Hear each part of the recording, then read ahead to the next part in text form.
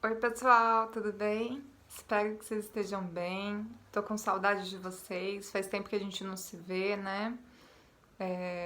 Eu acho que faz mais tempo do que eu gostaria e vocês também, né? Então, além de passar atividades, eu decidi gravar uns vídeos para vocês assistirem com as explicações das aulas que a gente teria, porque, sei lá, eu acho mais produtivo, eu acho que consegue deixar mais leve também as atividades para fazerem, mais do que só pesquisa e leitura. Então é isso. Hoje eu vou falar com o segundo TMP da Escola Zilda Braconi, uma turma da noite, né? A única turma que eu tenho à noite esse ano, que eu adoro e que infelizmente a gente não tá conseguindo se ver, né? Mas eu vou gravar essa aula no sentido de vocês conseguirem matar um pouquinho dessa saudade, tá bom? A aula a gente estava tendo na escola sobre as grandes navegações, né? Pelo menos era o último tema que a gente tinha visto em sala de aula que a gente não completou, a gente não terminou as aulas. Eu ainda queria pegar um mapa para explicar para vocês, não consegui. Então eu vou explicar esse tema de novo, não totalmente, vai ser um resumo e vou passar uma atividade para vocês, tá? Lá no grupo da sala de leitura. Então espero que vocês gostem. Vamos lá. Bom, as grandes navegações é o período da história moderna, da Idade Moderna, que acontece lá na Europa por volta do século XV e XVI, né? Principalmente no século XV. O que que acontece? A Europa consumia muitas especiarias. O que que são as especiarias? São os temperos, canela, cravo, pimenta. E esses temperos vinham do Oriente, né? Das Índias, do Oriente Médio. A maior parte desses temperos vinha das Índias, né? E quem revendia esses temperos na Europa eram os italianos. Então vocês pensem comigo, a Europa inteira comprava essas especiarias dos italianos, que cobravam um preço caro, razoável, por quê? Porque os italianos eram intermediários. Quem produzia os temperos eram os indianos, lá nas Índias. Os indianos vendiam para os árabes. Os árabes compravam, atravessavam ali o mar Mediterrâneo, um pedaço do território e também o mar Mediterrâneo, vendia para os italianos no mar Mediterrâneo. Os italianos compravam dos árabes e revendiam para toda a Europa, para Portugal, para França, para Espanha, vendia para os outros países, para os outros reinos. O que aconteceu? Esse preço começou a ficar muito caro e os portugueses perceberam que uma forma de baratear o produto e de conseguir vender mais do que os italianos até era comprar direto dos fornecedores, dos produtores, né? Acabar com os intermediários. Então a ideia era buscar uma rota comercial que chegasse até as Índias e eles pudessem comprar os produtos das Índias e também revender no caminho e fazer comércio. Só que não dava para atravessar o mar Mediterrâneo, como os italianos faziam ali, ir até o mar Mediterrâneo e comprar dos árabes, porque essa já era uma rota comercial determinada para os italianos. Então não podia roubar a rota do amiguinho. E além disso, eles achavam melhor comprar direto da fonte de produção, que sairia muito mais barato e o preço seria mais competitivo na Europa. Pois bem, eles ficam ao longo de todo o século XV tentando chegar às Índias e eles traçam uma rota que eles chamam de périplo africano. Ou seja, existia uma série de mapas nessa época, né? Já tinham conhecimento de cartografia, mas não era uma cartografia moderna, né? Não tinha noção do tamanho do nosso planeta. Então eles basicamente tinham um grupo de cartógrafos que desenharam a África e tinham uma ideia de como que era um continente africano. Os portugueses achavam que dava para contornar a costa da África, depois eu coloco uma mapinha para vocês, e contornar toda e chegar até as Índias. E com isso, eles precisavam de navegações, de embarcações modernas, embarcações que conseguissem chegar a fazer uma viagem dessa que duraria pelo menos um ano. Para isso, eles vão desenvolver tecnologia de navegação, né? O astrolábio, as caravelas, eles vão melhorar a bússola que os chineses tinham inventado, eles vão desenvolver técnicas de navegação. Então, eles começam a aprimorar a navegação, principalmente também por conta do contato que eles tinham com os árabes na Península Ibérica, os portugueses, né?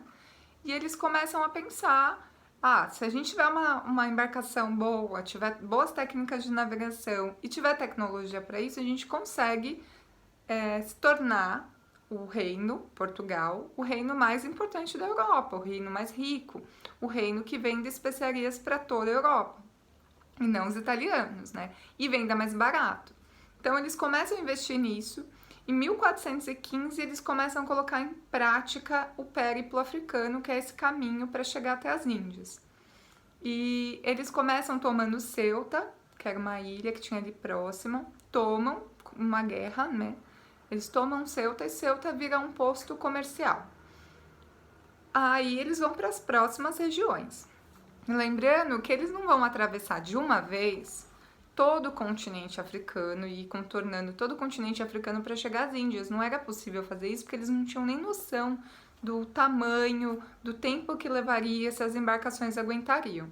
Então, o que eles ficam fazendo, os portugueses? Eles vão até uma região da África, fazem um posto comercial, fazem comércio com os grupos que tem ali, eles conhecem a região, voltam para Portugal. E aí, melhoram a cartografia, melhoram os mapas, refazem a estratégia e mandavam uma nova embarcação com novos tripulantes para a próxima viagem. E aí chegavam num ponto um pouco mais distante. Faziam a mesma coisa, faziam comércio e assim por diante. Eles iam fazendo isso em toda a costa africana, né? Essa era a ideia. O primeiro cara a chegar no Cabo da Boa Esperança, se eu não me engano, foi eu não lembro, depois eu coloco o nome dele aqui pra vocês.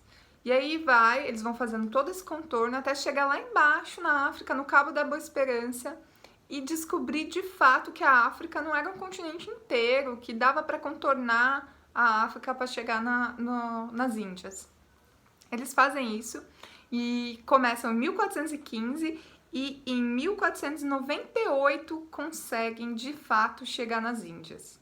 Quem vai chegar nas Índias é o Vasco da Gama, que vai ser um navegador, que vai navegar pela coroa portuguesa, chega nas Índias, faz, né, todo o acordo comercial e volta para Portugal como um herói, o herói que descobriu a rota para as Índias, que foi o primeiro a fazer a rota completa, sair de Lisboa até as Índias, em Calicut, e voltar. Então ele vai ficar super famoso, reconhecido. E por que Portugal que vai fazer isso? Por que Portugal vai ser primeiro? Por que Portugal vai sair na frente até da Espanha? Se a Espanha e Portugal estão ali coladinhos um do outro na Europa, na Península Ibérica, por que o Portugal vai primeiro antes da Espanha? Portugal tinha algumas vantagens na frente da Espanha. Primeira vantagem, ele estava com todo o país praticamente está de frente para o Atlântico, para o oceano. Então, geograficamente, era muito fácil para Portugal sair ao mar, se lançar ao mar. Segundo ponto importante para o pioneirismo português era a questão do reino unificado. Eles tinham um reino unificado, um rei só, não tinha guerras internas por conta de poder político, e isso ajudou. Terceiro ponto, burguesia próspera. Tinha muito dinheiro a burguesia portuguesa, os burgueses portugueses tinham muito dinheiro e eles vão investir esse dinheiro em tecnologia de navegação. Quarto ponto, o quinto ponto, eles tinham também uma tradição na pesca do bacalhau. Bacalhau português todo mundo conhece, que é gostoso, né? Todo mundo gosta de comer. E eles tinham essa tradição na navegação, porque já era uma experiência em navegação que eles tinham, né? Diferente da Espanha, que não tinha um reino unificado, que eles tinham um problema, eles não tinham uma geografia tão privilegiada quanto a de Portugal. Então, tudo isso facilitou a Portugal ser o primeiro a se lançar às grandes navegações e, obviamente, a necessidade de ganhar mercado, né? De ampliar o comércio marítimo de Portugal. E aí eles conseguem lá, em 1498, chegar com Vasco da Gama. Enquanto isso, durante todo esse século XV que eu tô falando para vocês, de 1415 até 1498, outros países estão tentando correr atrás do prejuízo porque Portugal tá indo, né? Tá conseguindo ganhar postos comerciais ao longo de toda a costa africana. Então a Espanha também deseja isso. Os espanhóis também queriam um lugarzinho ao sol, também queriam chegar até as Índias e comprar direto dos indianos. Eles tinham esse desejo. E aí eles vão tentar também criar uma rota comercial, porque não podia contornar a África, que já era a rota comercial de Portugal. Não podia ir pelo Mediterrâneo, que era a rota comercial da Itália. Que rota que eles pensaram? Eles pensaram em atravessar o Atlântico, atravessar todo o globo, o planeta, porque, querendo ou não, eles estavam aqui na região... Depois eu coloco um mapinha para vocês verem, tá? Eles estavam na região de Portugal, de Lisboa. Se eles fizessem assim, ó, uma hora eles chegariam mais ou menos aqui, que seria a Índia. Então, eles não tinham nem ideia que tinha um continente no meio do caminho. Que continente é esse? A América, né? Eles não faziam ideia, eles tinham uma ideia que a Terra era esférica, isso já se sabia, já tinha os estudos que a Terra não era plana. E tem gente que acredita nisso até hoje, que é um absurdo. Tem até um vídeo que eu já falei sobre isso, brigando com os terraplanistas, que é um absurdo isso, né? É uma ciência de mais de 500 anos que já foi comprovada. E nessa época, não era assim, era um estudo recente, não se tinha certeza absoluta de nada. Porém, eles acreditavam que a Terra era esférica, então baseado nisso dava para atravessar todo o globo, todo o oceano e chegar até as Índias. Qual que vai ser o navegador escolhido pela Espanha para fazer isso? O genovês, um cara de Gênova, navegador, chamado Cristóvão Colombo. E aí o Colombo vai com as suas navegações lá, com toda a sua tripulação, que aliás a tripulação tinha muito medo dessas navegações, né, de Portugal, da Espanha, de todo mundo.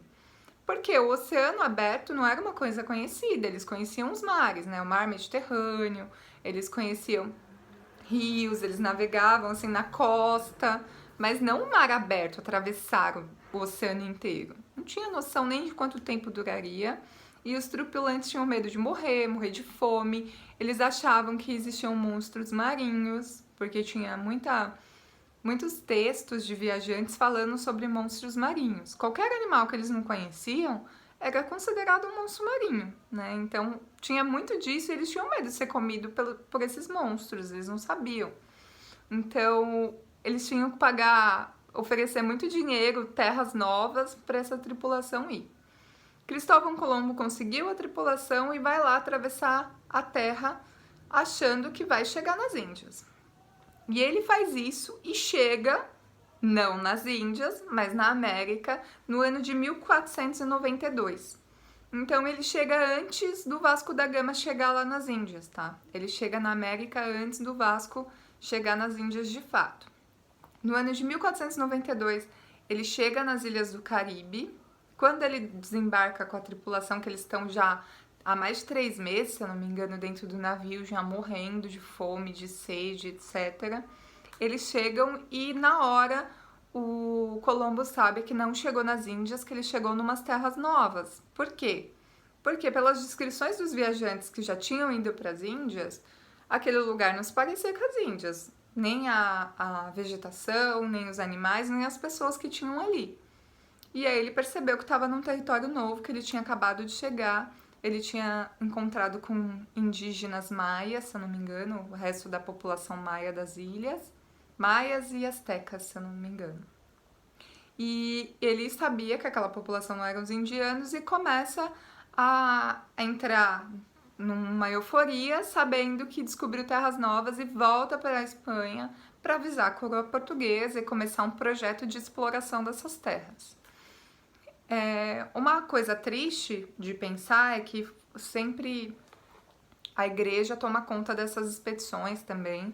E tem um livro do Las Casas, que era um membro da igreja, né, da igreja católica, Bartolomeu de Las Casas, que ele comenta dessa expedição e fala como Colombo volta para a Espanha. E enquanto isso, os homens de Colombo ficam nas ilhas do Caribe, né, tomando contato com esses indígenas.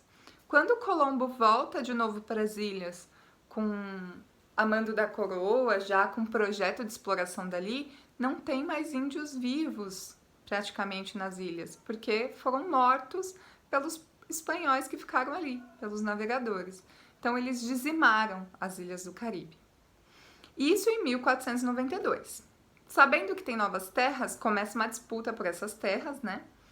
E Portugal e a Espanha eles decidem dividir as terras antes mesmo de saber o tamanho dessas terras, eles dividem no Tratado de Tordesilhas.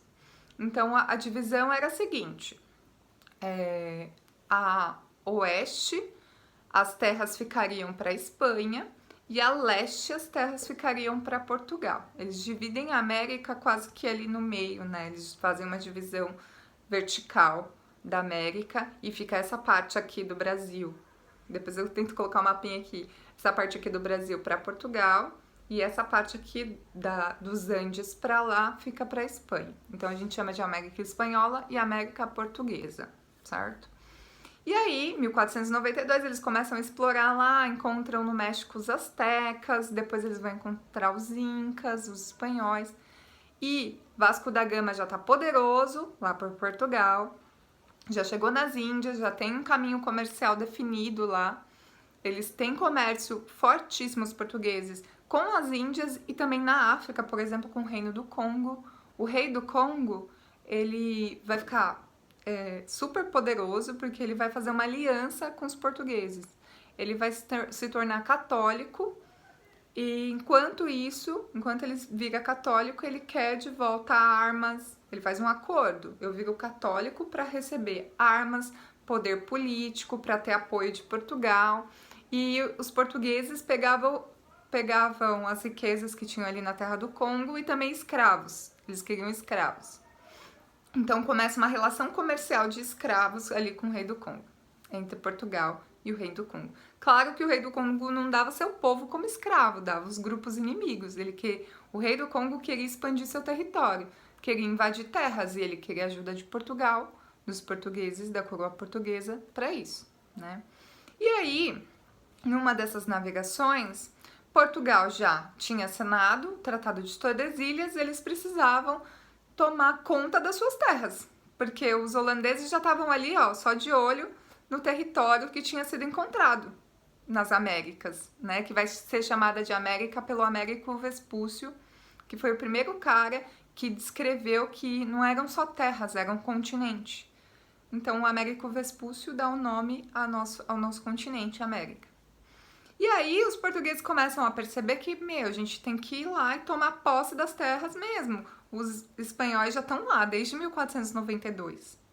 E aí eles mandam o navegador chamado Pedro Álvares Cabral com as suas caravelas para as Índias. Ele tinha que ir para as Índias, mas antes de ir para as Índias, ele deveria passar nas novas terras e tomar posse das novas terras para o rei de Portugal.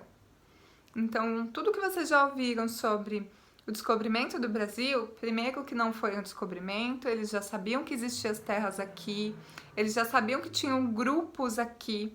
Quando vieram as primeiras caravelas lá com o Pedrinho, quando chegaram aqui, o Pedro Álvares Cabral.